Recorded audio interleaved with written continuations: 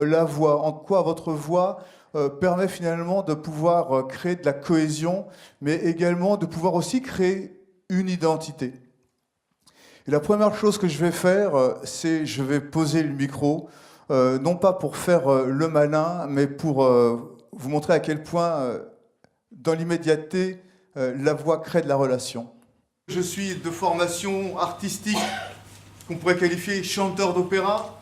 Je fais également beaucoup de théâtre, je continue à chanter, je fais du théâtre, mais je suis ce qu'on appelle communément aujourd'hui coach vocal.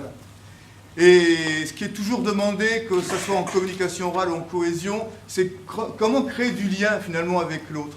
Eh bien la cohésion dans l'immédiateté, ça nécessite de prime abord déjà par un engagement. Si je ne m'engage pas, si je ne donne pas cette énergie de moi vers vous, je ne pourrai pas vous faire exister. Donc parler avec votre voix, j'attire votre attention, c'est déjà faire exister l'autre. Et ça passe par le juste engagement physique. Bon, là, je n'ai jamais fait aussi grand, hein, d'accord?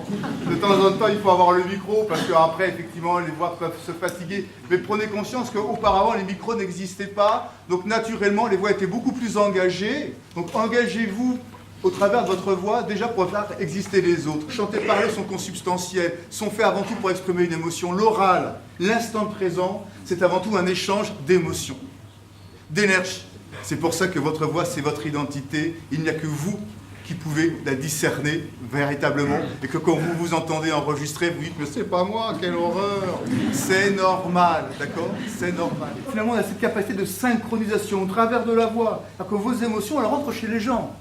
Elles vont les mettre en mouvement. Quand vous parliez d'envie tout à l'heure, mon général, l'envie, ce sont bien sûr la qualité d'un raisonnement, mais c'est aussi la manière avec laquelle je vais parler. Et donc la qualité de vos émotions, enthousiasme, envie, conviction, c'est ça qui va donner envie à l'autre, qui va le mettre en mouvement.